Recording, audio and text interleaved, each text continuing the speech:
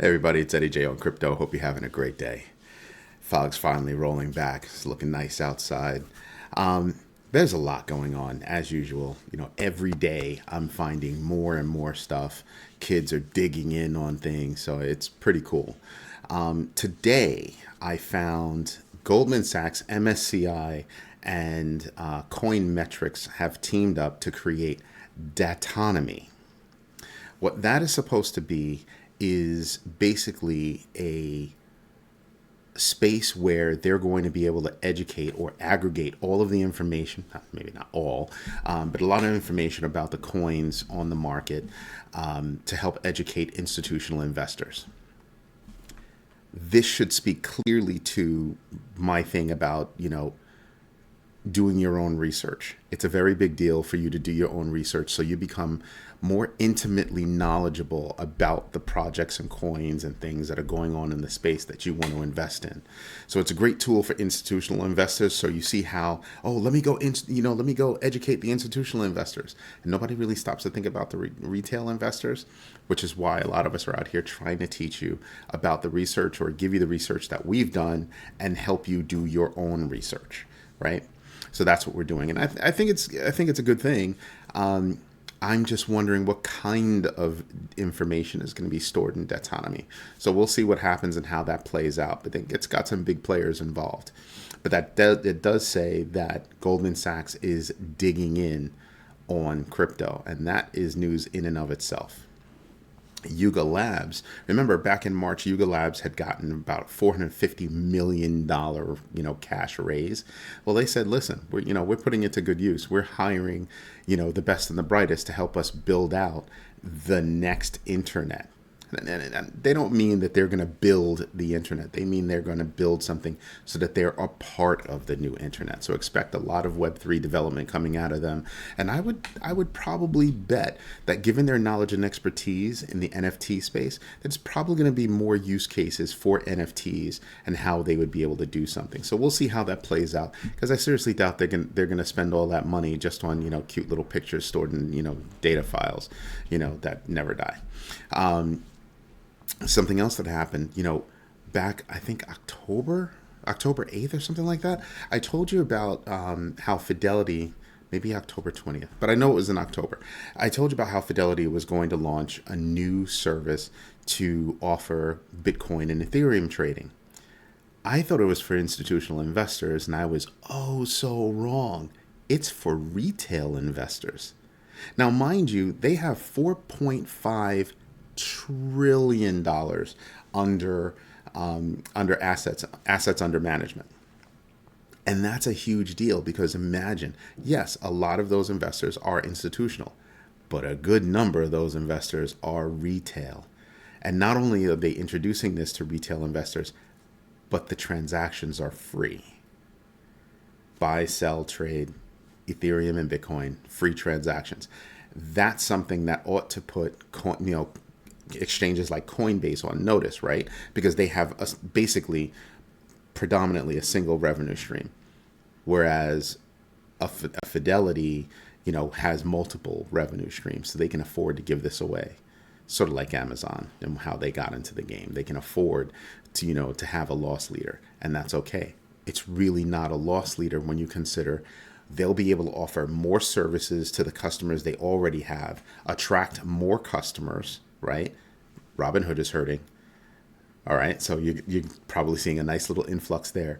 But seriously, if you think about how they're going to take free services and offer them to, investors that are out there, it's a big deal, because now I'm going to keep the investors I already have, attract new investors. Now think about this. That's traditional finance, right? Now, I'm also wondering, well, you're allowed to do those things, but are you going to hold the keys to your digital assets? Maybe, maybe not. Are you going to be allowed to trade on and off the platform? Don't know. We'll see. Right? I haven't played with it. I'm not currently a customer of Fidelity, but that could change. That could change. Just to see what's going on over there. Right? But that's a big deal because it puts Coinbase and other crypto exchanges that are single trick ponies on notice. Now you know why Binance and FTX are out there looking at purchasing traditional financial institutions. This is why increased revenue streams, a broader stretch for how they make money, which is why they're able to offer like free trades on certain coins. So it's something to pay attention to. Don't think Coinbase is hurting all that much. I believe they're backed by BlackRock. So they've got a lot going on. BlackRock's not broke. They have $10 trillion under assets under management. Ripple supporters in the SEC case has grown tremendously. I told you yesterday about Hester Pierce joining in. You have other companies and entities joining in. I think all across right now, I think it's like 12 or 14 different entities saying, hey, look, listen, SEC is wrong. SEC doesn't care. Gary Gensler doesn't care. You know what he did? You know what the team did? They're asking for another extension. Oh, we need more time. More time for what, bro? You brought the case. You mean to tell me you need more time because you don't have a case? It's really, really bad that they keep trying to delay. And at what point is the judge just going to go, no, we're not delaying anymore. That's it. You had your time. You should have had your case before you brought the lawsuit. You didn't, and now you keep asking for more time. Everything is a delay tactic. Because for as long as he can delay this case, the longer he gets to continue with his BS, regulation by enforcement. I don't know. At some point, somebody's got to tell this guy, go take many seats. Please go take many seats. Because it's not transparent. He's not helping companies understand what the applicable laws are. So how are you supposed to do anything? How are you supposed to innovate if you don't know the guardrails or you don't know the rules that you should be playing by? I don't know. Sounds unfair to me. Sounds very unfair to me. DOGE took a big dive. Why did it take a big dive? DOGE took a big dive, and it's recovering well, by the way. But DOGE took a big dive because Elon decided he's going to fire 3,700 people, which is about almost half of the employees at Twitter. And he also said, hey, we're not going to continue trying to develop our own wallet. Kind of makes sense, right? Because Binance is working with them. Binance started a new index called Bluebird, which is, a performance index for DOGE, BNB, their own chain, and MASK. MASK, you might not know, they allow users, it's a protocol that allows users to send encrypted messages and posts over Twitter and Facebook. So kind of makes sense. You have Binance involved. Yeah, it kind of makes sense that Elon's saying, no, we don't need to develop our own wallet. Binance already has one. Just saying. So it makes sense. But I look at this and I kind of go, oh, that's a nice little dip. I can get some more Doge, because when the news hits, it's going to skyrocket. Just saying. That's a big, strong possibility right there. More news is, when I look at this, the jobs numbers came out. They were still better than expected, but cooler. They still show that the economy is moving slower, right? And then you have all of the jobs that were hit, earlier that were announced earlier this week. So that's a big deal. So I think next month we might see, the same trend, right? So these are all things that we should be paying attention to as we continue to do our own research. All right. Now, I think we should get to the numbers. So let me pull this over.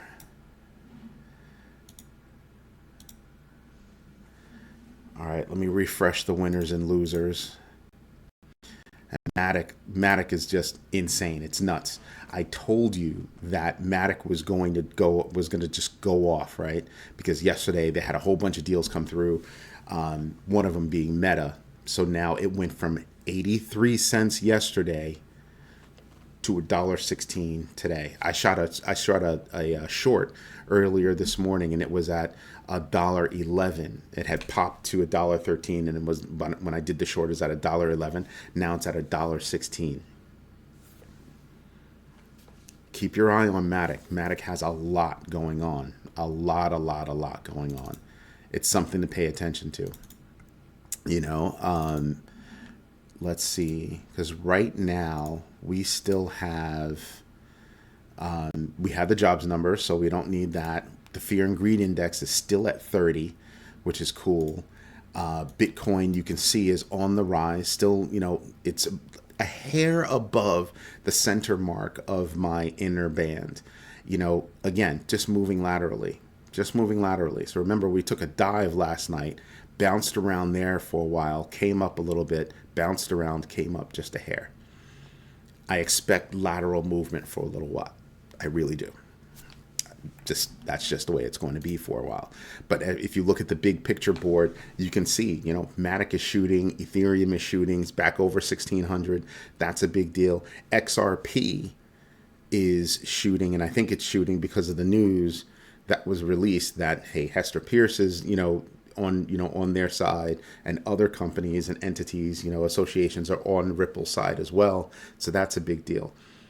Cardano quietly bumped, like, a very interesting, opportunity there. Again, Doge is down, but look at where it's down to. It was down in the 11-cent range, which was a better time to buy, but still at 12 cents, good time to buy.